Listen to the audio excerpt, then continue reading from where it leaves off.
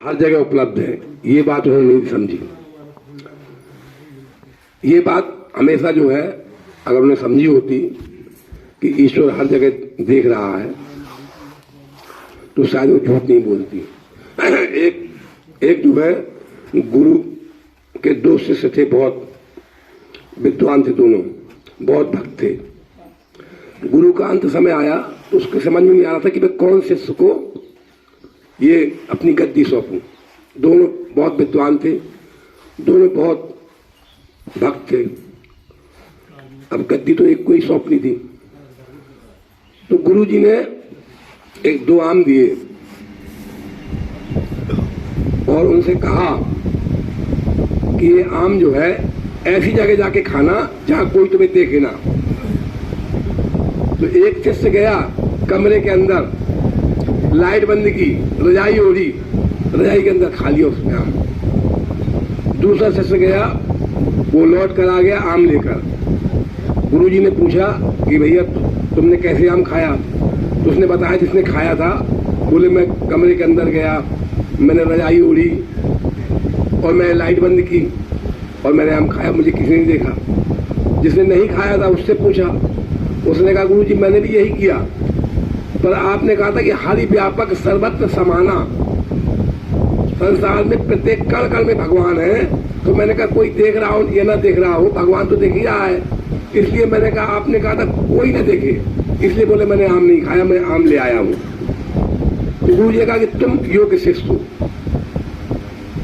क्योंकि तुम्हारे मन में गुरु के वचन प्रतीत न जाही, सपने सुलभ सिद्धते ही नहीं। जिनको गुरु के वचन में विश्वास हो, भगवान ने कहा कि मंत्र जाप मम तेरा विश्वास आ, मेरी बात में विश्वास होना चाहिए। राम कृपा नासे सब रोगा, जो यह बात बने संयोगा, सतगुरु वैद वचन विश्वासा। जो गुरु कह रहा हो उसके वचन में विश्वास हो, तब आपके भव रोग मिटेंगे। तो पार्वती जी ने, सती जी ने यही गलती की और सती जी जो है भगवान से झूठ बोल गई। भगवान शंकर ने सब जान लिया। तब शंकर देखो धर ध्याना, और सती जो किए चले सब जाना, शंकर जी ने जान लिया। अब उनको बड़ा पछतावा हुआ, बड़ा क्षोभ हुआ कि जो मेरी माँ है, मेरी माँ का इन्होंने भेद बनाया है, तो मैं क्या करूं? तब शंकर रामेश्वर नावा और सुमरत हृदय भाव यह आवा। जब भी हम दुविधा में हो तो मैं भगवान के स्मरण करके सिर नमाना चाहिए हमको। ये कोई कथा थोड़ी है, ये सब सूत्र है जीवन की।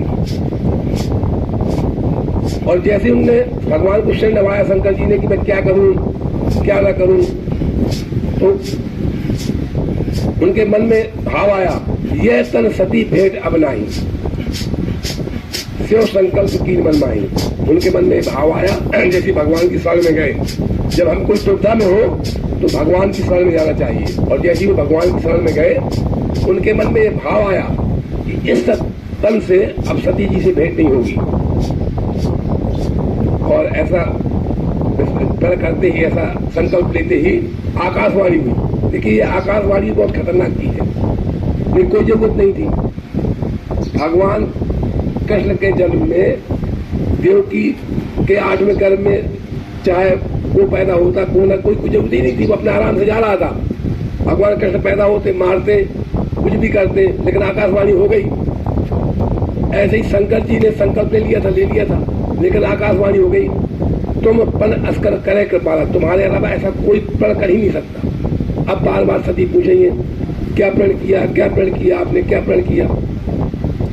भगवान ने कहा बताएंगे तो उसको कष्ट होगा। तो भगवान ने प्रण बताया ही नहीं कि हमने क्या प्रण किया है। अब जो है जब भगवान ने प्रण नहीं बताया तो सती बहुत दुख हुई। और जब दुख होता है तो शंकर जी ने सोचा क्या किया जाए। कहा सुनत वर्णत इतिहासा और विश्वनाथ पहुंचे कैलासा। उन्होंने शास्त्र पुराणों की बहुत कथाएं, राम कथा सुनाई और कहते कहते कैलाश पहुंच गए। तब जानो, तब सती सब जानो सर्वत। सती समझ गई कि शंकर जी सब जान गए हैं। यो कपट में सम्मुसन नाल जात अलबत। मैं मूर्ख जाति की, नारी जाति की, और मैंने भगवान शंकर से कपट किया, वो सब जान गए। सती बहुत दुखी रहने लगी। भगवान राम की शरण में गई। उन्होंने कहा कि प्रभु मेरे अवगुण मत देखिए, छूटे दे गए है मोरी, जो प्रभु दीन दयाल कहावा, आराधन जगत सुख पावा। यदि हे प्रभु आप दीनों के दयाल हैं तो ऐसा कोई उपाय करें कि मेरी ये देह छूट जाए। तो समझ गए कि शंकर जी सब समझ गए हैं और मुझको त्याग दिया है। और ये हमें भी सूत्र है कि जब जीवन में परमात्मा की शरण में चले जाए, परमात्मा अगर हमारे पापों को देखेगा तो हमारा कभी उद्धार नहीं होगा। इसीलिए भजन है, जो प्रभु देखोगे अवगुण हमारे, तो कैसे लगेंगे हम भव से किनारे। भगवान हमारे अवगुण नहीं देखता, क्योंकि इतने अवगुण हैं हममें, अगर भगवान अवगुण देखने लगे तो हम पर कृपा नहीं करेगा। इसलिए संतों ने कहा है कि हे प्रभु जो देखोगे अवगुण हमारे, तो कैसे लगेंगे हम भव से किनारे। सती जी ने बार बार भगवान का स्मरण किया, कुछ ऐसा करे प्रभु कि मेरी ये देह छूट जाए, इस देह से मुझे मुक्ति मिल जाए। और तब जो है उसी समय जो सती के पिता थे दक्ष प्रजापति, सती जो है 87 बहनें थी, 87 बहन थी सती की, 87 दक्ष की 87 पुत्रियां थी। और सती जी की दक्ष की 2 पत्नियां थी, ये प्रसूति से थी सती जी, और एक बीनी से 60 लड़कियां थी और प्रसूति 27 लड़कियां थी। तो उसी समय जो है दक्ष जो प्रजापति थे उन्होंने यज्ञ किया, और उस यज्ञ में शंकर जी को नहीं बुलाया।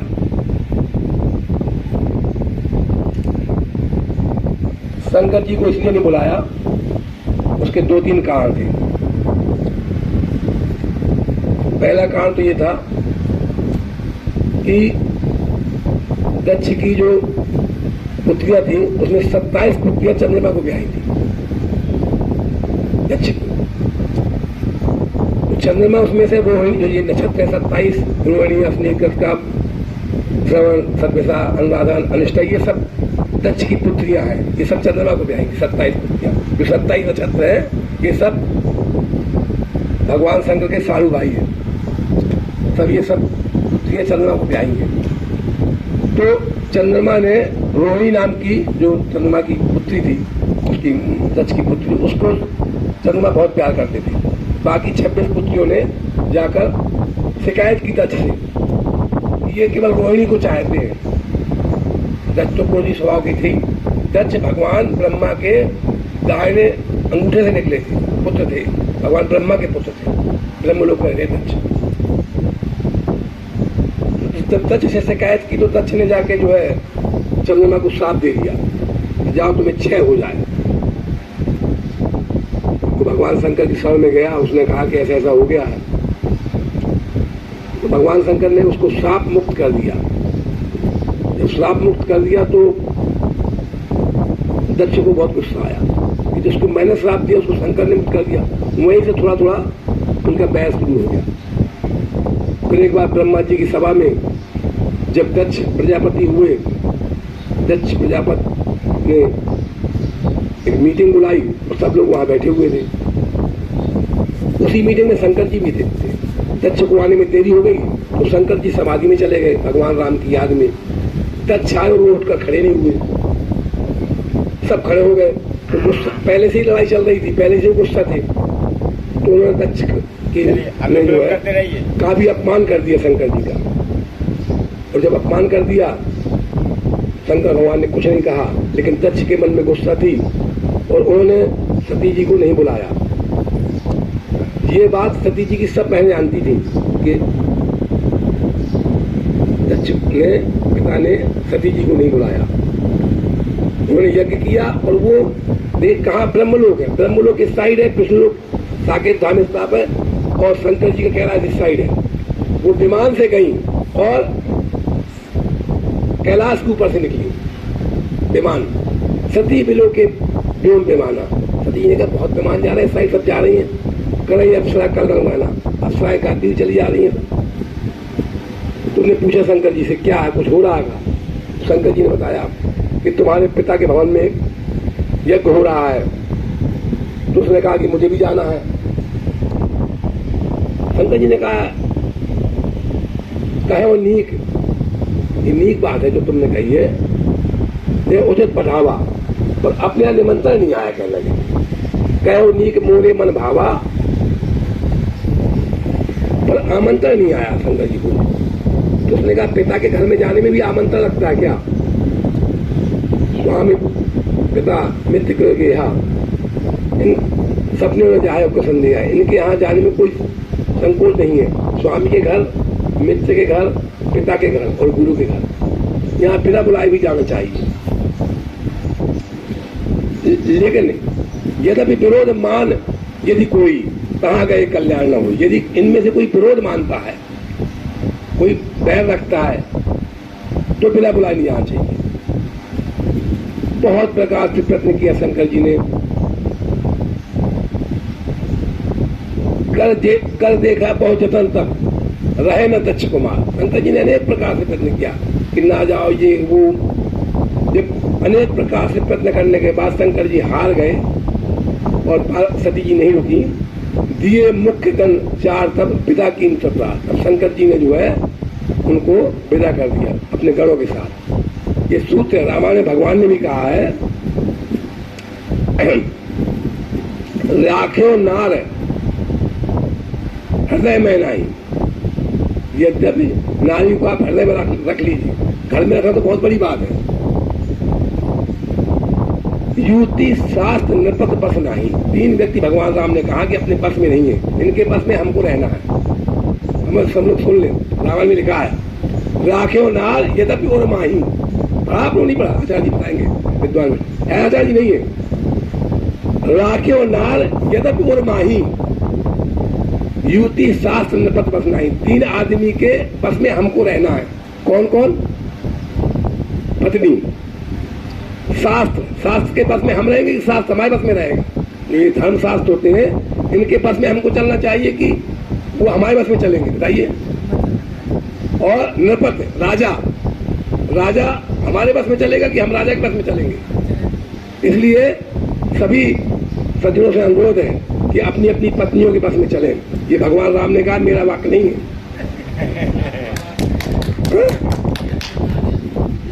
तत्वमंत्री होता जहाँ नारियों की पूजा, वो तो अलग बात होगी चाचा जी, पूजा ना करें, कम से कम अगर पुरुष नारियों की पूजा ना करें, लेकिन कम से कम उनके बस में चलें। हाँ, सम्मान से है, सम्मान भी करें। ये हमारा कथन नहीं है। इसलिए मैं तो भैया शास्त्र पढ़ता हूँ तो मैं उसकी बात मानता हूँ। मैं सभी से कहता हूँ भगवान राम के शब्द है। और किसके लिए?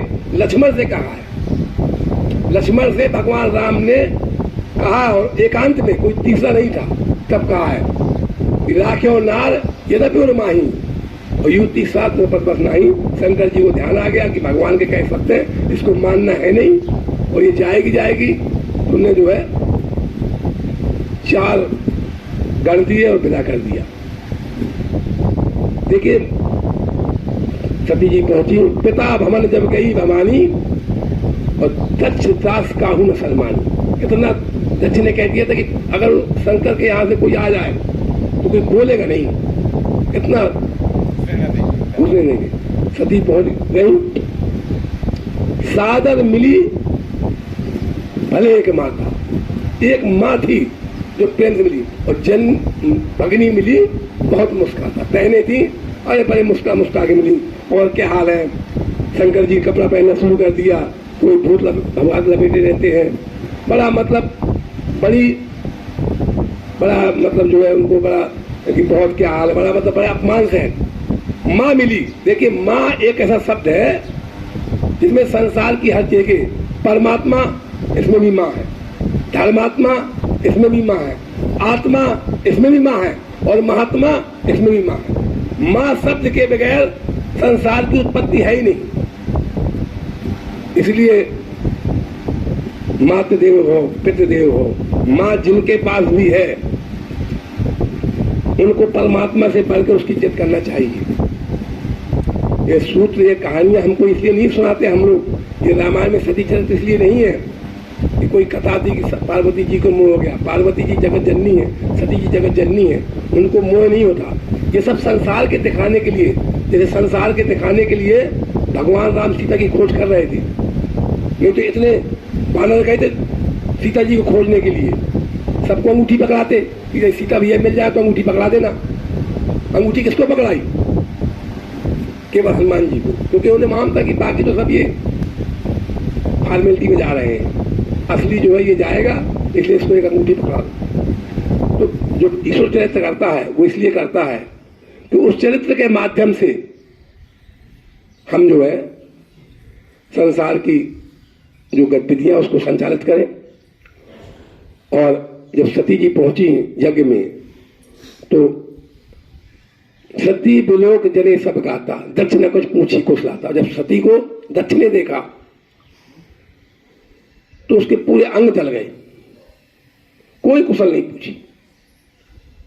केवल सती का ही एक ऐसा प्रसंग है जिसमें पिता और पुत्री का ये हाल है। नहीं तो जितने भी प्रसंग संसार में है सब में पिता मां से अधिक अपने पुत्री को चाहता है। केवल सती का प्रसंग एक ऐसा है इतिहास में, चारों वेदों में, शास्त्रों में, जहां पिता और पुत्री का ये देखने को मिलता है।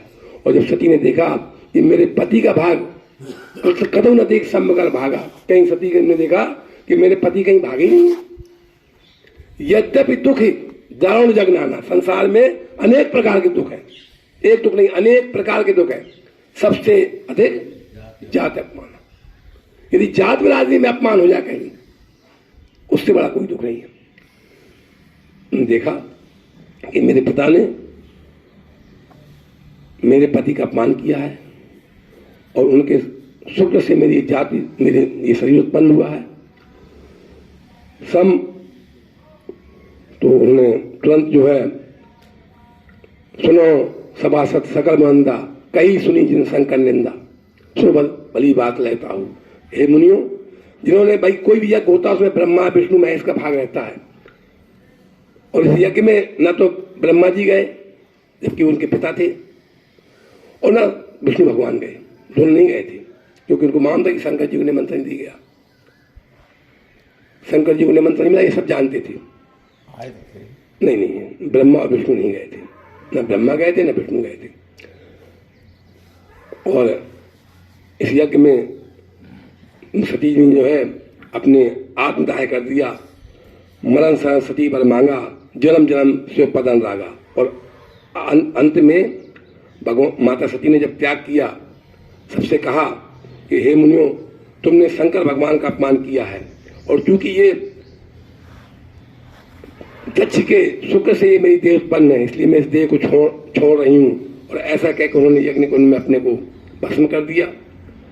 समाचार जब शंकर पाए, वीरभद्र को पठाए, वीरभद्र को भेजा, और वीरभद्र ने जो है यज्ञ पूरा विध्वंस कर दिया, दक्ष का सिर काट दिया। भगवान मुनि ने कहा कि भाई अब ये तो हवन पूरा होना चाहिए। कोई भी यज्ञ काल, कोई भी प्रसंग, कोई भी कथा कभी अधूरी नहीं छोड़ना चाहिए, ये नियम होता है। बोले अगर ये यज्ञ अधूरा छूट गया तो बड़ा कष्ट होगा। फिर भगवान ने ब्रह्मा जी ने निवेदन किया। शंकर जी ने ब्रह्मा जी के कहने पर बकरे का सिर लगाया। देखिए अपने आप कब से सर्जरी हो रही है। पहले गणेश जी को हाथी का सिर लगाया। आज भी विज्ञान सिर की सर्जरी नहीं कर पा रहा है, और सब अंग पत्रों पर कर सकता है। सिर की सर्जरी करना हमारे वैदिक शास्त्रों में उसको लेख है। पूरी विज्ञान मिलकर एक बूंद खून नहीं बना सकता। हम खाना खाते हैं, खून बन जाता है, पता ही पड़ता। खाने का स्वाद लेते हैं और खून बन जाता है। पूरा विज्ञान मिलकर एक बूंद खून नहीं बना सकता। इसलिए उस परमात्मा की कृपा है। और उनका दक्ष का सिर लगाया गया, उस हवन को पूरा किया गया। इस कथा से हमको ये शिक्षा मिलती है कि हम सबको नारियों के बस में रहना चाहिए। बोलो सियावर रामचंद्र की, उनका सम्मान करना चाहिए। प्रिंसिपल साहब से अनुरोध है कि ये जो है वहां तक